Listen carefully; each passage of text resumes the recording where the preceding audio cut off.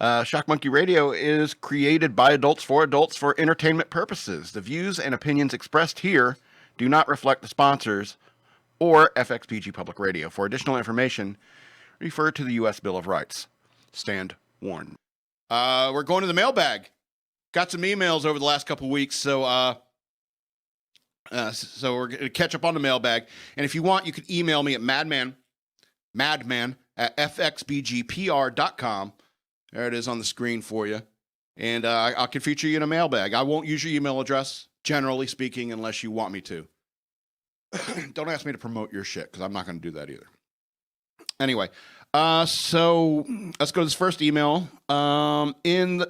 In the 15 June 21 episode, A Random President, you talked about what if rain or snow happened all at once?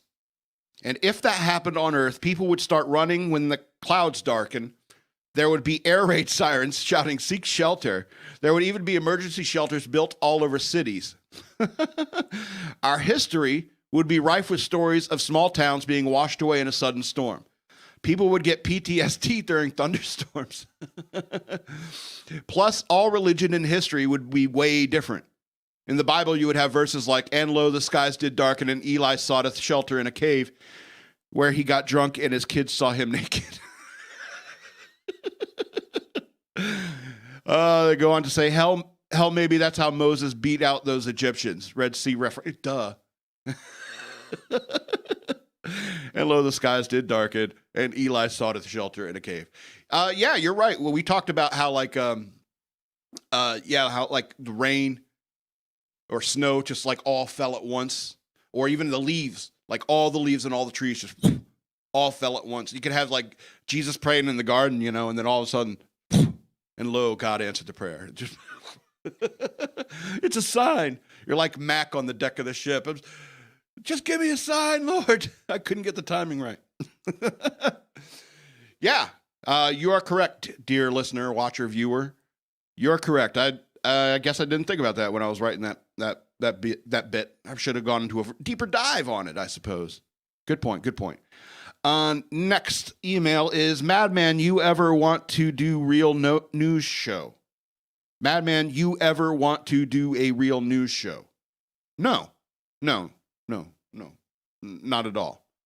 That's the short answer. The long answer is that I worked in journalism, and true journalism needs to be objective. You need to verify like 3 sources. Can't have any of this. You can't write a whole article on an unnamed source. All right? Modern journalism has moved far away from that sort of journalistic standard. And the reason why they have moved away from that journalistic standard is because it's incredibly boring work. All right, to be objective. It's tedious and it's boring to be 100% completely objective and to verify 3 sources. 3. If you hear a story, you need 3 different sources. You need to get the New York Times, you need to get the Washington Post, you need to get a 3rd source. All right? That's the journalistic standard. And so that's why op-ed has been taking over news ever since the information age has begun. Because op-ed is the only thing that's fun or interesting about the news. And so, like, doing a real news show, if you're looking at, to be honest,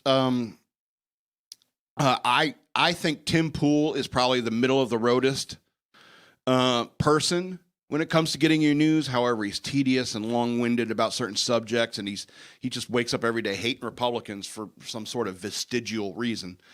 EK has expressed some interest in doing some sort of objective news show. It's an extreme challenge. It's a really, really big challenge. So you could get in touch with us through fxbgpublicradio.com if you're interested in doing something like that here through us. But generally, no, I'm not interested in doing a news show because it is a pain in the butt. All right. The next email is, Madman, where did you go? WHHERE. I assume you mean where. Madman, where did you go? I went on vacation, idiot. I think I still have one more vacation coming this summer. I probably won't warn you about that one either. Figure I do. All right, next email. Hey, you ever seen that movie Waiting, Madman?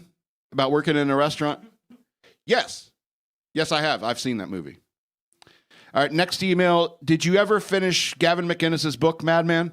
Yes. What is up with the emails this week? On point. Yeah, it's crazy. All right, last email is Mamdan. What?